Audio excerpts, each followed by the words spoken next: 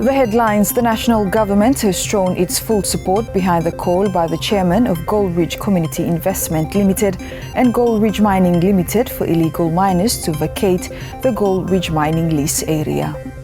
The people of Babanakira are calling on the national government to consider reopening the Babanakira Airport in West Guadalcanal. And as Malaita Province marked its 42nd appointed day over the weekend, the celebration also provided an opportunity to reflect on the province's development journey over the years. Hello, you're watching SIBC's TV News Bulletin. I'm Sharon Nanau. The national government has declared its full support for calls to remove illegal miners from the Gold Ridge mining lease area, labeling the issue as a matter of urgency and law enforcement. Simon Tavake reports. The national government has thrown its full support behind the call by the chairman of the Gold Ridge Community Investment Limited (GCIL) and Gold Ridge Mining Limited for illegal miners to vacate the Gold Ridge mining lease area. Speaking in Parliament on Thursday, the Minister of Mines, Energy and Rural Electrification, Honorable Derek Manuari, acknowledged the call, stressing that the issue is both legal and urgent. On illegal mining, Mr. Speaker, the government is fully aware of the illegal mining which persists within the Gold Ridge mining lease area. And then this concern is both real and urgent. Mr. Speaker, that as we all know, the illegal mining involves all Solomon Islanders that are there involving in the activity. So I would like to also extend this call to all of us in this house. If you miss out want to blame me, please call them no go come out from there and allow the ministry and relevant authorities to deal with this issue. Meanwhile, during Wednesday's groundbreaking ceremony for the Gold Ridge Mine Processing Plant project expansion, the president of GCIL, Mr. Walton Nison, also urged illegal miners to immediately vacate the site. So I appeal to you again, as another paramount chief, to tell your tribe members to leave the pit as of 24 hours as of today, so that we can achieve what we are going to announce today. I also ask the people from other provinces and people from part of Guadalcanal that you are in the pit and your leaders are here. I ask again, please ask your good people to leave the pit. Please, leaders lo Guale, leaders lo Solomon Island, lo Mala, lo Makira, lo Western, and Reynold and Bellona, Isabel, ask your people to leave. This is a mining area granted by law, and the activities are illegal activities. SIBC TV understands that illegal mining at Gold Ridge has generated up to $70,000 daily, amounting to about 10 million Solomon dollars annually at its peak. This has caused significant revenue losses for the government, Gold Ridge Mining Limited, and land-owning groups. I'm Simon Tavake for SIBC TV. Now the people of Babanakira are calling on the national government to consider reopening the Babanakira Airport in West Guadalcanal.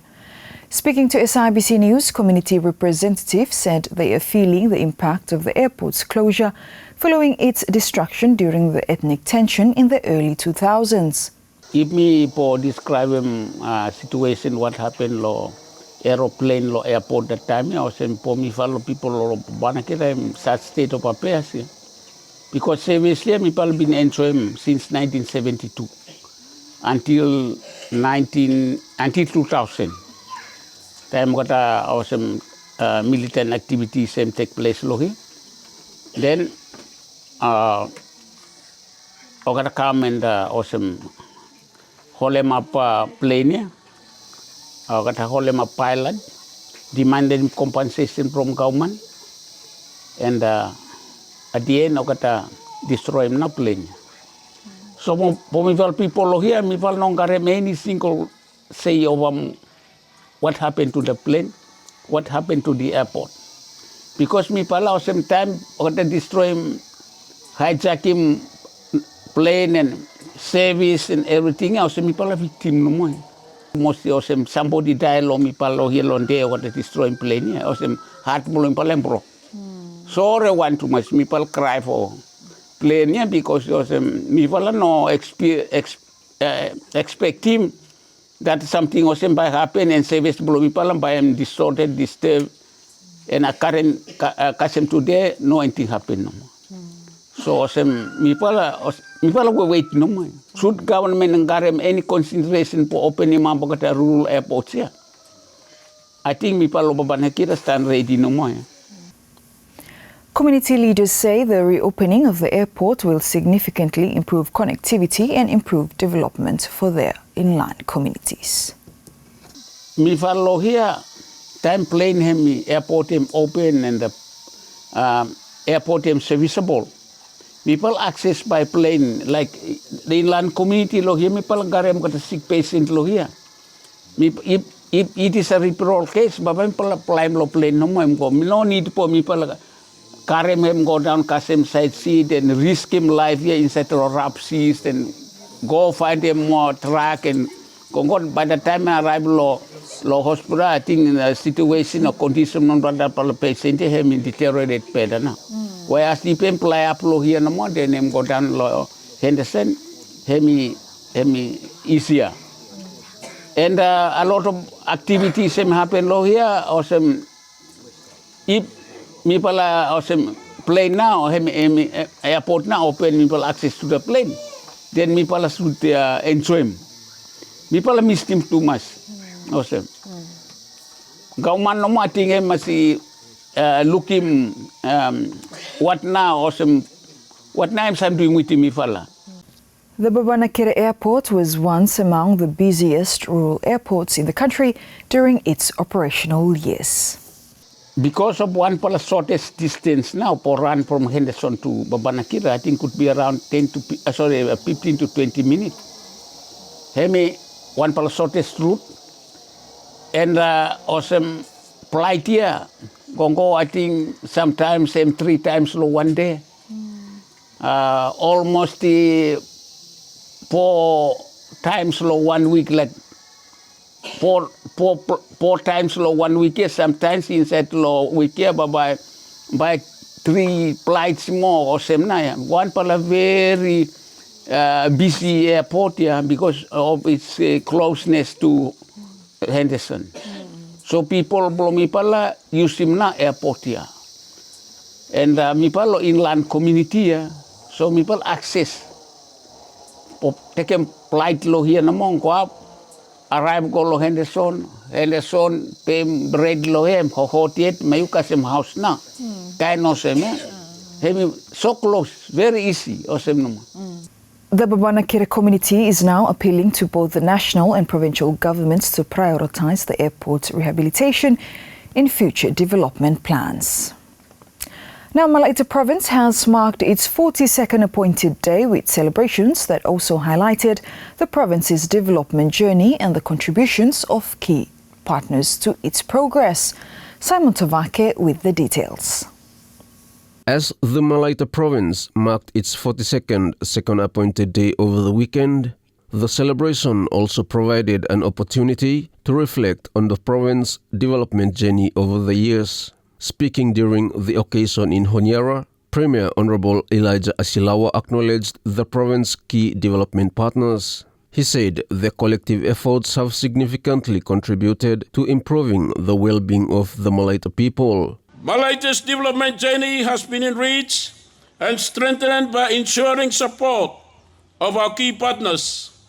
These include Australia, China, Japan, New Zealand, UNDP, UNICEF, the European Union, and Eastern international organizations such as the International Finance Corporation, IFC, the United Nations, and the World Bank, through initiatives like SIRUP, SOLCAS, Save the Children, and the World Vision. Their collective efforts span the essential pillars of development: infrastructure, agriculture, health, education, climate change resilience, hygiene and sanitation, as well as the empowerment of our children, women, and youth. The Premier further emphasized that these development initiatives are not just ordinary projects, but represent the lifeblood of Malaita citizens. These are not just projects. They are the lifeblood of our communities, touching every home and igniting the hopes of generations. Let us take a moment to recognize some of these profound contributions of these partners. These partnerships are not just collaborations. They are the embodiment of friendship, shared dreams, and collective responsibility. They remind us that though we are a proud and independent people, we are never alone in our journey. As we mark this 42nd anniversary, let us renew our commitment to unity, hard work, and partnership. Simon Tavake, SIBC TV. Fashion designers, cultural creatives and visionaries will gather in Papua New Guinea for the upcoming Pacific Fashion Summit and the Genesis Show. Former Miss Solomon Islands, Elsie Polosavai, is set to attend the event together with local designer Loretta Taika. Speaking to SIBC TV from New Zealand, Elsie explains that she will be contributing to the discussions on the development of fashion in the Pacific.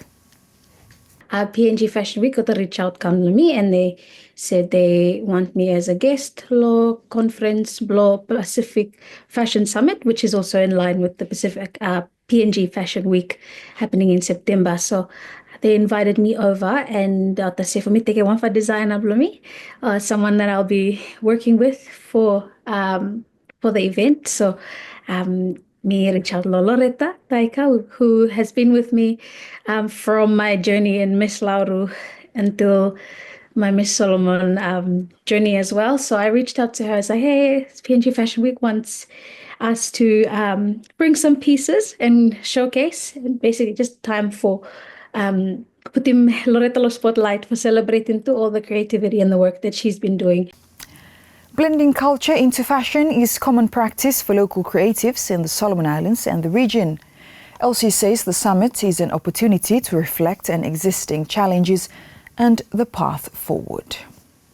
As much as we know fashion is a universal language, and for us, not just as Solomon Islanders, but Pacific Islanders, Melanesians, it's deeply cultural. I think the concept of fashion, him come way after we already had our ways of being, already had our traditional practices and traditional attires, and it came all the way after. So I think it's really finding our place in the world of fashion, and protecting that place as well, because it's important that we know what we're getting into and we know what we're showing and what we shouldn't show, so that you may respectfully represent him country blue too. She also hopes to showcase the work of other Solomon Islanders during the event. This is a space where a lot of our designers and the young entrepreneurs can also come showcase their works and come essentially like a market for fashion. And it's going to be a very encouraging and uplifting space and event for women. So I encourage a lot of our women, if they have stuff that they really want me to bring with me to PNG, this is the moment, I guess, for come forward, and I'm more than happy to carry that or take that with me, Tamiko, across. But also thank you as well to Lo PNG for the opportunity and the invite for come over. Now, Honiara City Council is planning to upgrade the Kukum Clinic to the status of a mini hospital. Honiara City Lord Mayor Edi Siapu made the announcement at the reopening ceremony of the renovated Kukum Clinic on Thursday. Alex Dedamu with more on this story. The Honiara City Council, under the leadership of Lord Mayor Edi Siapu, plans to upgrade the Kukum Clinic to a mini hospital. Lord Mayor Siapu announced this during the handover ceremony of the renovated Kukum Area Health Centre on Thursday. He said the plan is due to the clinic's strategic location. I wish to flag to the national government and development partners that my government plans to upgrade Kukum Clinic into a fully equipped urban health center or even a mini hospital. Honiara City does not have its own hospital, so my government plans to upgrade Kukum Clinic to that status because of its strategic location. We will pursue a dialogue with the Ministry of Health, and I believe the powerful minister will help us with that and the medical services on our plan. Meanwhile, the Minister of Health and Medical Services, Dr. Paul Bosawai, said the ministry is working with development partners to improve health facilities across the country. Together with our partners, we are working to upgrade health facilities, provide essential medical equipment, and strengthen the capacity of our health workforce. Our vision is clear, is to ensure that every Solomon Islander, no matter where they live, has the opportunity to live a healthier, longer, and more productive life. Alex Dadamo for SIBC TV. Amid a steady rise in high school dropouts across the country, a concerned citizen from Taopea Province has launched the Taopea Foundation to support struggling students facing financial hardship and limited access to education resources. Andrea Mahanua reports. The country has seen a steady rise in high school dropouts over the years. Alex Taopea has taken initiative to assist students, many of whom struggle with financial challenges and limited access to learning resources in his home province of Temotu. He has now set up the Taopea Foundation in response to these issues. The purpose below this foundation is for elevating student performance academically, so that also they succeed academically. So by doing that, we are trying to empower them, encourage students, and motivate them more for that do good law academically. Especially we are targeting students from the schools or the community level. We have some school during last year result, Form 3, Form 5, Form 6. They are barely one for them and pass. And like some school, only one and pass. So those schools name if I target him. The foundation will roll out several activities aimed at helping students access essential resources to support their education. For coordinating, facilitating the academic support, which is like facilitating tutoring and workshop whereby more focus on study skills, time management, kind of same. And then two is we will be acting like a resource center for those students. So like we provide access to necessary study tools and provide academic resources like textbook, study guide, and other relevant materials about using. It also plans to assist high-performing students by covering tuition fees. Alex says one school has already expressed their interest in the program following recent discussions. The other one is to provide financial assistance. This one, the idea that Taopea Foundation will be providing a Taopea Award. So the aim is to fund tuition fee. So we will be giving out that award. I mean, let more student law schools where Banfala like put them that on them, aware them so that they can compete. And in that way, they compete, elevate them to academic performance below students. All costs will be met out of pocket. However, Alex hopes to partner with other organizations in the future to support rural students. Andrea Mahanwa for SIBC TV. And before we leave you, we just want to let you know that tonight's TV set background is a video taken from the Ravu Bay in West Guadalcanal constituency. And for more of your latest news updates, follow us on sibconline.com.sb and our SIBC News Facebook page for more of our latest stories. Thanks for watching.